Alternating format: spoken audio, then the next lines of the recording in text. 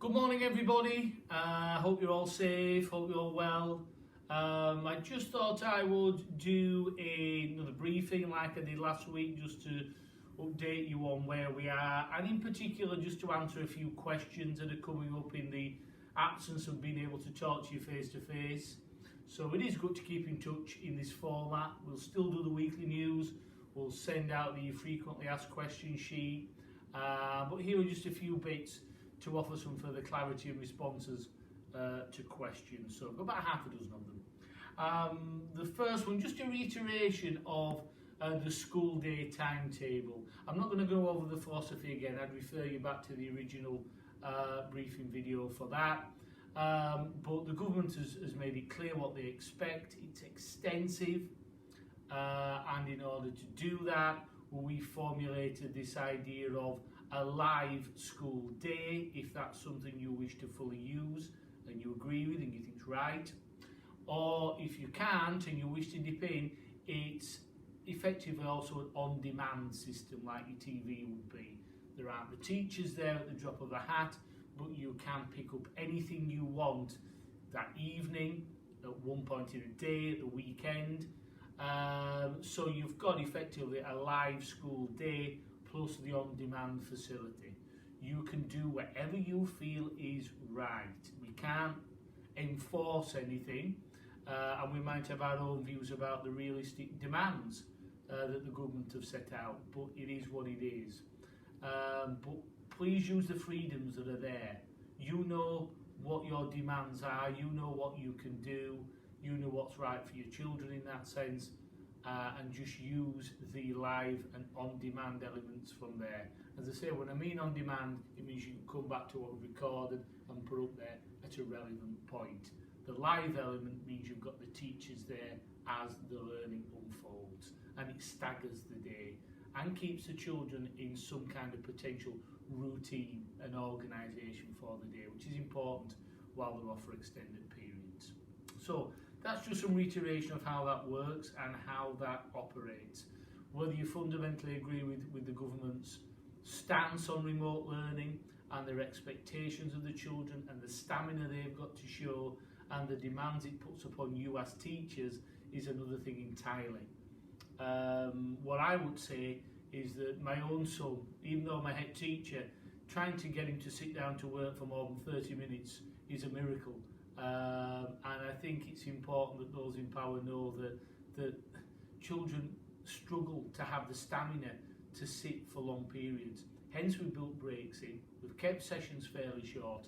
But please don't worry if you think, oh, they haven't done this, they haven't done that. How am I going to get that done? They need a 10-minute break, they need this, they need that. What this remote learning shows is just how difficult it is teaching. And how getting children to focus for an hour plus at a time in school or 1 hour of learning is quite a skill. And we all share your frustrations around getting the children to sit for long enough to do what needs to be done. It's probably something that in time the government can review and look at and see actually the impact of the demands of remote learning. We set that out there, it is what it is, but we understand that everybody is having little questions and issues and frustrations here and there. Okay, the next element I want to just raise is the school numbers.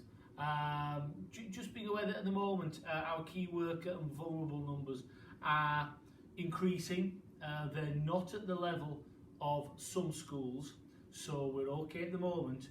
But what I have said to families recently who have asked if they can join the key worker or vulnerable groups for appropriate reasons is that if we get to an unsafe level of capacity within school, then I may have to look at a criteria for those that are able to come in and those that aren't. I don't want to have to do that, so at the moment we're okay, but I would urge people only to utilise the provision in school if it is absolutely essential to do so, because numbers are rising. And what I don't want to have to do is look at a criteria that then says you can come in, you can't. So please consider whether it is essential to use the key worker and vulnerable provision place. Okay. Next question. Somebody said to me via email, would we be able to use paper and pens and just work from what we've needed? Yes, of course, is the answer. We can't mark things unless there's a way of uploading that, so just be aware of that. And if you need a spare exercise book or writing equipment, because we didn't reopen after Christmas, we weren't able to share this. So if you need any resources like that, come to school, come to reception. We'll ask you to wait safely at reception, and we can pass things through like that. So if you're a little short on resources, we can provide sort of pens and papers if you want them. But that's your call, and we'll leave that up to you. Next thing, we're looking at trying to develop a sort of face-to-face social arm in the week across school, so that in one of these sessions that we've got planned, it's more about the children's well-being and face-to-face contact with people. We've spoke before about the limitations around live learning on sort of face-to-face platforms, and the worries we have there about marking and feedback and differentiation. But in terms of a social point, it's probably got many advantages. So we're currently looking at that, and when we are ready to share something, we will do. But we are looking at ways in which we can make that remote social contact aside from the learning platform. It's not there yet, but we are working on little bits and pieces, and when we have something to share and process to share, we will do. And we thank those who've raised those points, because they're really good points. I'll be honest with you, the reason why we haven't done it so far is because there's been so many requirements set out by the government around formal learning. We were a little bit put off by well, should we be offering this socially and that socially? We believe we should, and quite rightly, one or two of you said, how about this, how about that? Good ideas, and we are going to act upon those. In fact, we've started the sort of research process and the testing process already. Next thing, I want to just give a little shout out to Darlin's Bakery, who are on the main road here by Mayfield School. They've been providing us with some additional food in school for our children, our nurture room, which is really kind of them too. They don't have to do anything at this time. It's so difficult out there for local businesses, but it's so lovely that a local business so close to school is helping out with provision in school. It's really kind of them. They've obviously themselves will have been affected by all of this, but they haven't forgotten their local community. And I want to give a little shout out to Darlin's Bakery, just on the main road here. So if you need your sandwiches at some point when you're allowed to go out after all this lockdown, maybe take a look at Darlin's Bakery, because they've been really supportive of Mayfield at this time. And that's kind of it really. That's kind of all the little updates. Those are things that have come up here and there and reiterated some points, and I hopefully have further clarity on others. I would say the biggest worries we have at the minute are parents who are trying hugely to deliver all the remote learning that the government is asking for, and as a result we're having to put out there. Just keep it in perspective.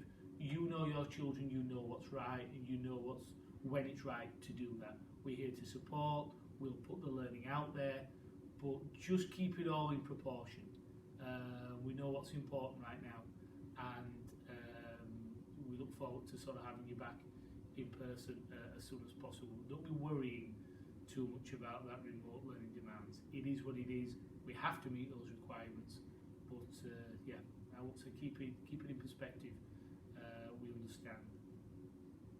So it goes on, doesn't it? Obviously, it's going to be a number of weeks still.